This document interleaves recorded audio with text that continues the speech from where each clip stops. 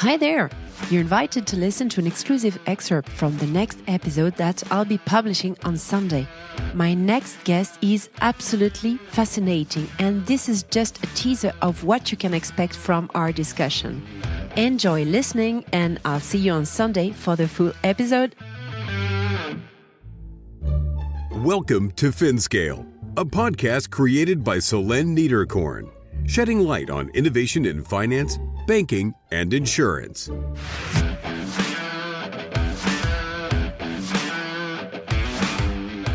Cracking the code of climate tech. Yoann Berno, founder of Climate Insiders. Yeah, I was the first person to say, this is ridiculous. You know, I was sitting next to my cousin, for example. There's a 21-year-old, and looking at how they consume content on TikTok, I was blown away. I was like, I feel really old right now. I don't understand how they can just scroll, and brainwash themselves. But then if you really try to understand how the algorithm works and what makes it so sticky, you start understanding how we could leverage this as a weapon to diffuse other ideas. Unique encounters between two podcasters. This week, I have the pleasure of speaking with a climate tech investor who is convinced that investments in this sector will primarily be driven by investor communities. This bottom-up approach, familiar to crowdfunding, is now being applied to climate initiatives. Yoann hosts podcasts and a YouTube channel and has made it his mission to grow this community to have an even greater impact on climate change. You will learn about the role that TikTok can play in reversing the trend.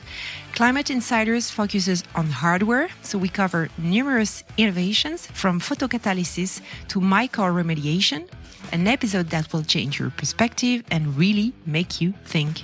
Enjoy the show! Hello, everyone. Hi, Yoann. Hey. Great to have you on my podcast. So it's two podcasters having a podcast together. I like that. Likewise. Yeah, it's always more fun. Okay, Yoann, great to have you to talk about climate investment. Could you please introduce yourself to the audience of the FinScale podcast? Wow. So you want a short answer or do you want a long I have a medium. Not last time we talked, it was very, very long. So let's make it a bit short. All right. So my name is Yoann Berno. I'm originally from France, but I lived in 6 countries and I built startups in the tech world, in a solar company in Kenya. Then I moved back to Europe to become an investor. And I've started a fund called Climentum Capital or Climentum Capital for depending on where you live in Europe, I guess. And I decided to leave the fund to start a community of angel investors specifically dedicated to climate that is called Climate Insiders, where we try to democratize climate tech investing. Great. So it's an interesting topic. As you know, I've already recorded some climate tech investors. Sometimes I have the feeling that it's not always taken seriously by the community of investors, broadly speaking. So what do you see as the biggest challenges in getting investors to take climate change seriously and invest in those solutions more in particular? It depending, it's very time sensitive. You would have asked me 2 years ago, I would have said the challenge is different than it is now. So now we're at a bit of a valley in terms of tech, ecosystem. The VC is not flowing as much as it used to 2 years ago. So the main challenge now, I don't think we have a lack of entrepreneurs. I don't think we have a lack of technologies. I think we have a lack of capital that is not flowing the streets as much as it used to. So the agenda that we have forward, which is 2030 with enormous climate goals and objectives, right now it looks like we might slightly deviate from it. And so I think there's too much attention looking elsewhere, being distracted. With wars, with different other sets of technology, for example, AI, we can speak about it, or risk perceived in so many different fronts that we perceive the climate risk as less than we used to, which is a little sad. And so as an ecosystem, we don't feel it too much, meaning there's a ton of enthusiasm, a lot of people that want to join the fight, either joining companies or starting companies or joining funds.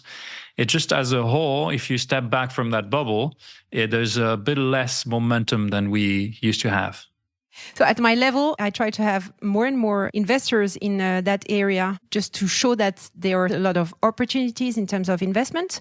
But for me, we should really engage investors to educate more and learn more about all those topics. Is it for you a great way to do it, and how to do it efficiently? Yeah, education. So education, there's two aspects to it. Is educating someone to become an investor and saying that venture capital or startup investing as an asset class is very yummy, very appealing, and it should be in everyone's portfolio. I think it's ridiculous that it's in the US, for example, you need to be an accredited investor, aka you need to be a millionaire, because you either need $300,000 3 consecutive years, or you need to have $1 million in net worth, excluding your home, which is insane. And luckily in Europe, we don't have that barrier to entry. You just need to be a sophisticated investor. And that is, open for interpretation. It's not as rigid and strict. But that means that common folk believes, right? Or we're trying to hinder people from getting access to that asset class. And it's sad because everyone virtually can invest in stocks. Why could you not invest in something that is a bit more early stage and that has even greater chances to return enormous amount of money, but also drive a huge change in the world? So I think educating people that on the ways to do it, what are the tools, what are the platforms, what are the companies enabling it, what are the communities? But there's also more of a broader thing, and I'm gonna deviate a bit from the question, but it's all connected.